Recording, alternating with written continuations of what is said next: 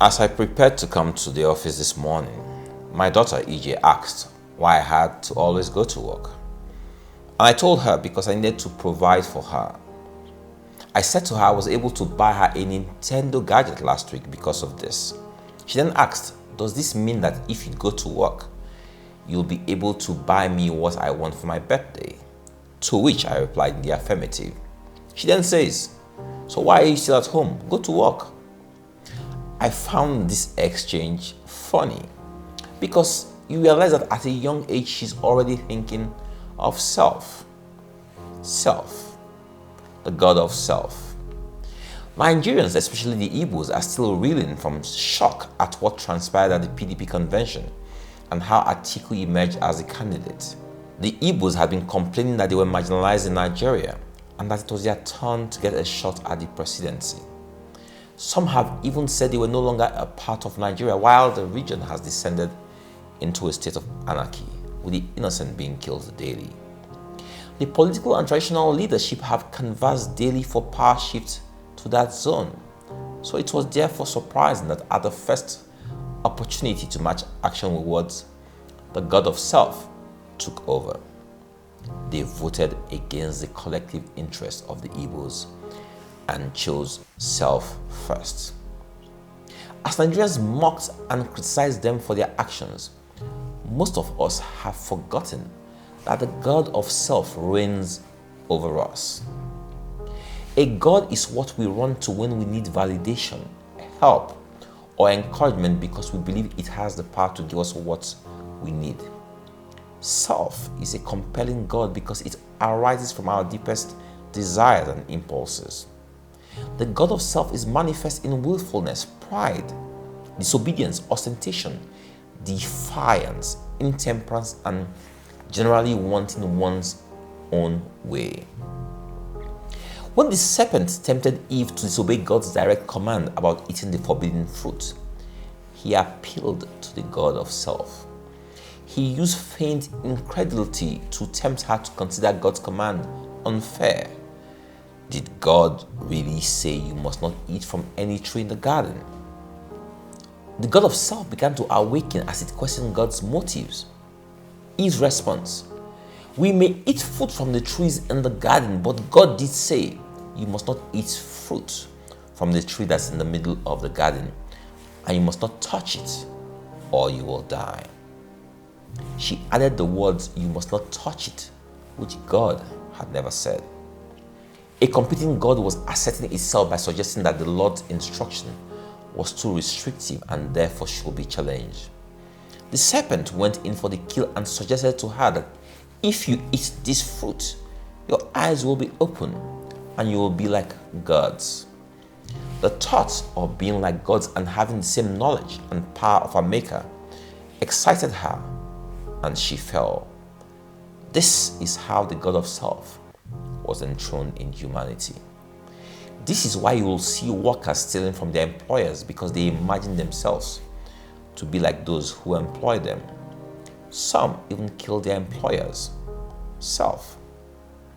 This God of self competes with God for our hearts and is what leads mankind astray. The God of self cares for only self and nobody else. Men will pay any price, betray any trust, damn all consequences for self. Imagine the price Adam and Eve paid for self. Imagine the price the Igbos of Nigeria have paid for the selfishness of their leaders. Every day of our lives, we are all confronted with the opportunity to further enthrone the God of self in our lives or demystify him. More often than not, we choose to enthrone him. How? Something as simple as responding or reacting to a perceived slight on your person. How dare you? Are we mates? This my husband's own is too much. Today is today. It is me and him in this house. No, it is you and the God of self. It is self that makes you struggle for right of way when driving and sometimes leads to unnecessary accidents. Because you have said, who is he that he thinks can just shunt past me? Self has caused many teams to lose matches when a player chooses not to pass the ball and instead chases glory.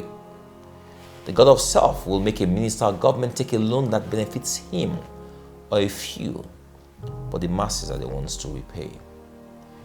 This same God of self keeps on destroying marriages, homes, businesses, and nations. Take a look at the war in Ukraine. Is that not the God of self at work? All wars, every single one in history has the God of self at the center.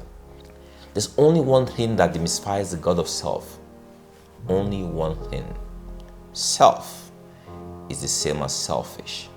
The opposite of this is selflessness. Selflessness is the same thing as love. Love is the only weapon against the God of self. When God created Adam, he gave him everything, but Adam wanted more. Adam never had to work for anything in his life prior to that act of selfishness. All he did was receive from God. He only knew how to receive but never knew how to give. So of course, he did what was only natural to him. He wanted more, even that which was not his. This is what happens with some children. We keep on giving to them. All they learn is how to receive from you. They never learn the concept of doing anything else other than receiving from you. So they grow into adulthood, never knowing the importance of giving. Many old people live their latter years in misery and loneliness, wondering how their kids, who they gave all to, have abandoned them. It's because you only taught them how to receive.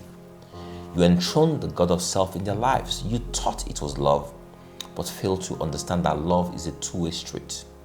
One lane is for giving, while the other is for receiving. God sought to correct the mistake of Adam. No more freebies. Work, toil. Bring me part of your harvest.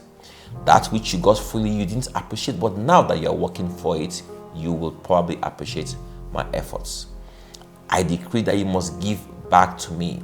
But man struggled, and man again failed.